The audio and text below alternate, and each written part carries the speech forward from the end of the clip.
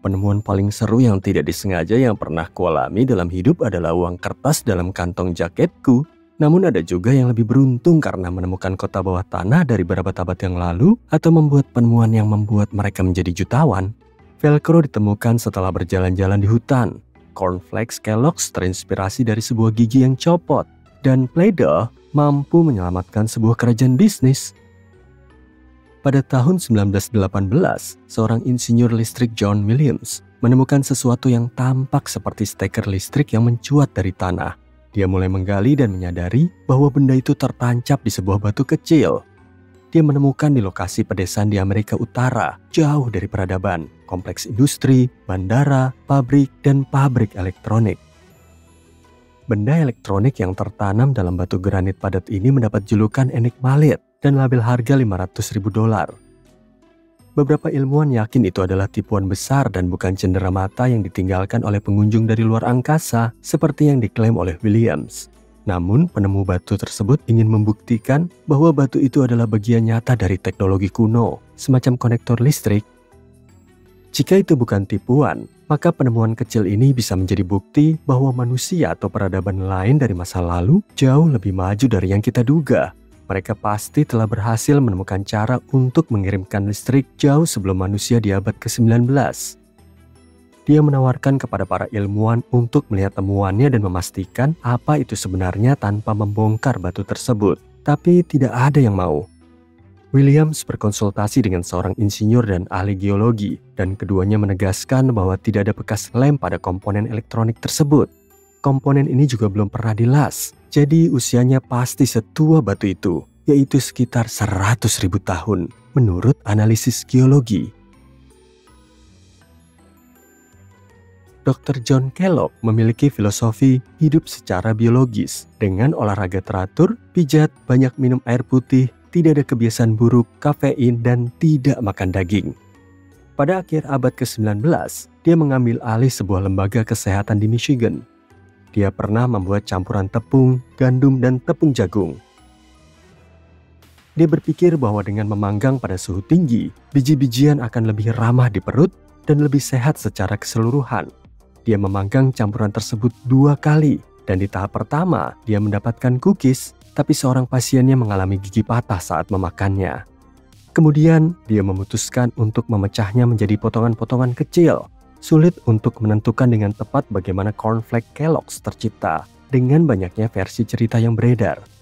Istri Kellogg, Ella, dan saudaranya Will mengeklaim bahwa mereka berperan dalam menciptakan serpihan jagung tersebut bersama dengan beberapa anggota keluarga dan staf sanatorium lainnya. Sejarah perusahaan mengatakan bahwa semua ini terjadi pada suatu malam di tahun 1898 ketika adonan sereal berbahan dasar gandum didiamkan terlalu lama sehingga terjadi proses fermentasi. Adonan yang sedikit berjamur itu berubah menjadi serpihan-serpihan tipis dan besar yang renyah dan lezat di dalam oven. Selama beberapa tahun berikutnya, Will Kellogg terus mengotak-atik resepnya dan menyadari bahwa jagung bukan gandum yang menghasilkan serpihan yang lebih renyah dan lezat. Mereknya, Kellogg's Cornflakes, telah berkembang menjadi perusahaan bernilai miliaran dolar. Insinyur Swiss George de Mestral pernah berjalan-jalan dengan anjingnya dan kembali dengan sebuah konsep yang kelak akan dibawa keluar angkasa.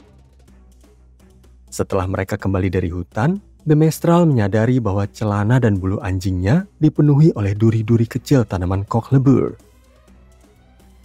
Dia memeriksa duri di bawah mikroskop dan memperhatikan bahwa duri tersebut berbentuk seperti kait kecil yang menempel pada simpul pada pakaian dan bulu.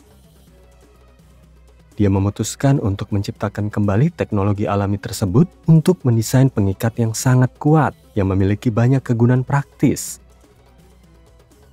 Dia menguji berbagai bahan untuk penemuannya selama beberapa tahun dan akhirnya memilih nilon. Dia juga perlu merancang jenis alat tenun khusus yang dapat menenun serat dengan ukuran, bentuk, dan kepadatan yang tepat. De Mestral membutuhkan waktu 14 tahun sampai dia memperkenalkan Velcro kepada dunia, yang berarti bludru dan pengait dalam bahasa Prancis. De Mestral berharap penemuannya akan menggantikan resleting pada pakaian, tapi dunia mode menganggap Velcro terlihat murahan dan tidak menarik. Namun NASA tidak berpikir demikian. dan menggunakan velcro untuk pakaian dan helm luar angkasa para astronot pada tahun 1960-an. Sekarang velcro digunakan di mana-mana, mulai dari alas kaki hingga mainan dan bantal kursi pesawat. Sebelum pertengahan abad ke-20, sebagian besar rumah dipanaskan dengan batu bara. Ini meninggalkan jelaga di seluruh rumah yang terutama terlihat pada wallpaper. Kutoll Products adalah perusahaan terbesar yang menjual pembersih wallpaper. Namun pada tahun 50-an, semakin banyak orang beralih ke gas, minyak, dan listrik, dan masalah penumpukan jelaga sebagian besar teratasi. Pemilik Kutoll Products berusaha menyelamatkan bisnisnya. Sementara itu, kakak iparnya membaca bahwa pembersih wallpaper dapat digunakan untuk membuat dekorasi liburan. Dia bekerja sebagai guru sekolah taman kanak-kanak, dan lempung mainan cukup sulit untuk ditangani oleh murid-muridnya. Jadi, dia memutuskan untuk menguji bahan ini agar dibentuk menjadi berbagai bentuk, dan itu berhasil. Dia memberitahu kerabatnya tentang penemuan itu dan menyarankan sebuah nama untuknya, Play-Doh. Perusahaan Kutoll hampir bangkrut, jadi ini adalah alternatif yang bagus untuk bisnis baru.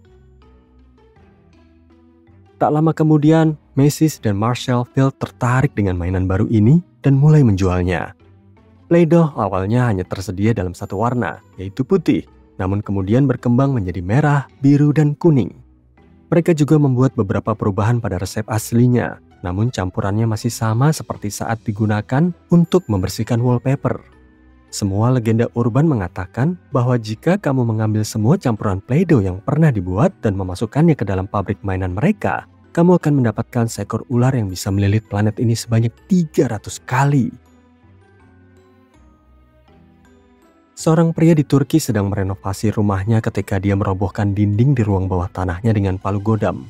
Dia menemukan sebuah terowongan di balik tembok yang mengarah ke sebuah kota bawah tanah kuno. Terowongan itu mengarah ke lebih banyak terowongan dan kemudian ke aula dan ruang-ruang. Ternyata itu adalah sebuah kompleks bawah tanah dengan 18 lantai dan tanpa satupun penghuninya yang sudah lama ditinggalkan. Itu adalah kota Derinkuyu yang dibangun ribuan tahun yang lalu, rumah bagi hingga 20.000 orang. Siapapun yang membangunnya memiliki keahlian yang luar biasa karena cukup mudah untuk membangun terowongan dari batu lunak. Tapi gua punya risiko besar untuk runtuh. Tak satu pun dari lantai di Derinkuyu yang pernah runtuh. Kota ini memiliki sistem ventilasi yang kompleks dengan lebih dari 15.000 lubang. Tingkat atas memiliki ventilasi terbaik dan digunakan untuk tempat tinggal dan tempat tidur. Tingkat bawah terutama digunakan untuk penyimpanan, tapi juga memiliki ruang bawah tanah. Di antaranya ada ruang untuk hewan peliharaan, sekolah, biara, dan gereja-gereja kecil. John Martin, seorang profesor kehutanan, sedang menjelajahi hutan di Wisconsin pada suatu malam. Dia menyorotkan senter UV ke atas kanopi untuk melihat lumut, jamur, tanaman, dan katak yang bersinar di bawah sinar UV. Kemudian tiba-tiba, dia mendengar seekor tupai terbang berkicau di tempat makan burung. Dia mengarahkan senter ke tupai tersebut dan melihatnya menyala merah muda. Sang profesor memberitahu koleganya tentang hal itu dan mereka memutuskan untuk menyelidiki lebih lanjut. Mereka memeriksa beberapa kulit tupai terbang di museum untuk mengetahui apakah cahaya merah muda itu adalah hal yang umum di antara mereka. Ternyata hampir semua spesimen tupai terbang yang mereka amati punya pendaran warna merah muda yang sama. Tupai yang tidak terbang sama sekali tidak berpendar. Hewan lain yang berpendar seperti burung pavin dan bunglon berpendar biru di bawah sinar UV. Satu-satunya mamalia lain yang memiliki bulu berpendar adalah sekitar 20 spesies opossum. Mereka hidup di ekosistem yang berbeda dan memiliki pola makan yang berbeda. Satu-satunya kesamaan yang mereka miliki dengan tupai terbang adalah mereka semua aktif di malam hari, dan tupai biasa lebih menyukai sinar matahari. Ada cukup banyak cahaya ultraviolet dalam kondisi rendah cahaya, dan hewan nokturnal membutuhkan penglihatan UV. Jadi cahaya merah muda mungkin berkaitan dengan persepsi dan navigasi di malam hari, khususnya dalam kondisi dingin dan bersalju. Atau bisa juga ini merupakan cara tupai terbang jantan untuk menarik perhatian calon pasangannya. Bisa juga ini semacam mimikri